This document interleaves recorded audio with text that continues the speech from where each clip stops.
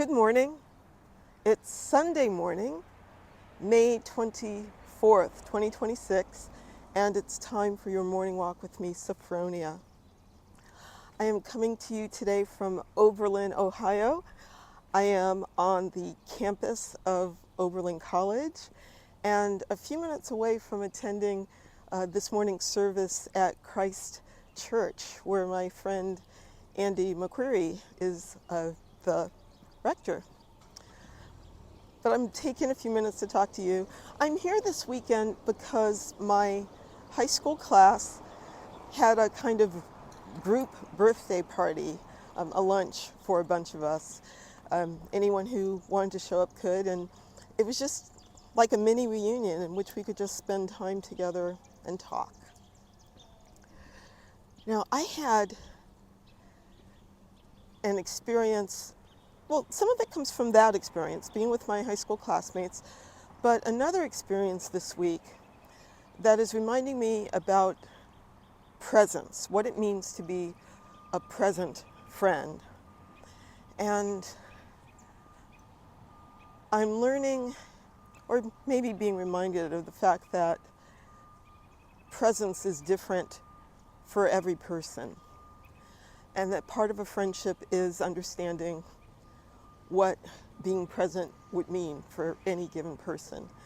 And I say that because I heard from a friend this week whom I had not heard from in years. I'm serious, years.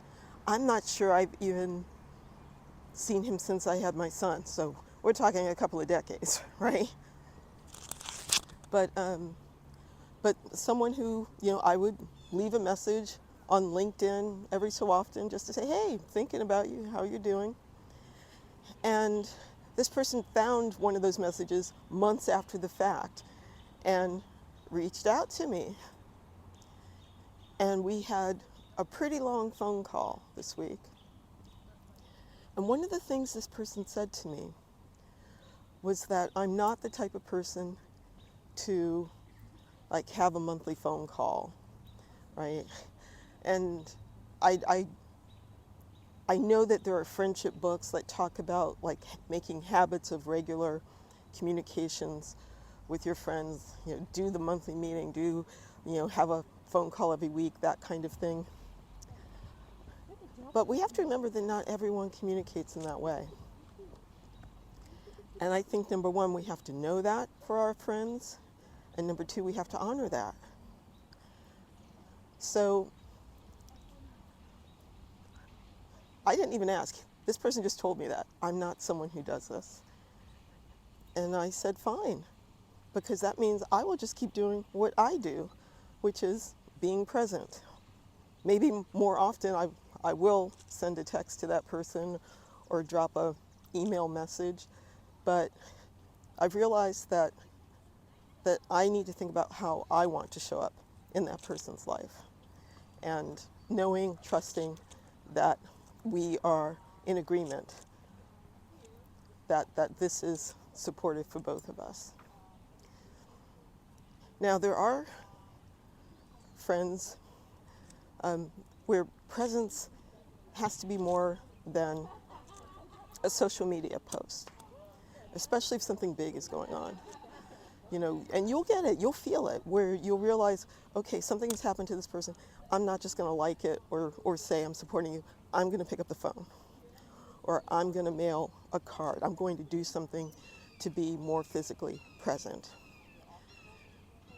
And I encourage you, I'm actually thinking I'm walking past a tour here, so I'm hoping not to interrupt them. But I'm saying trust your gut when you have that sense that, okay, I really need to be there for this person. And show up however you can. Now, you may show up and the person says, okay, thank you, I want to be alone in this or something. My point is to honor that. Do the thing that honors your instinct, but also honor what the other person needs. And I guess this is my way of saying just be present in general. Think about how you can show up.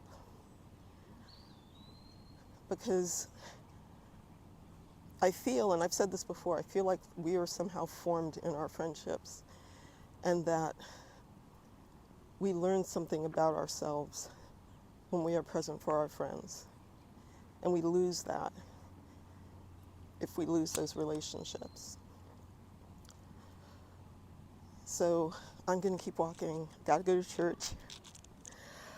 I will see you next week. I hope you have a good Memorial Day tomorrow.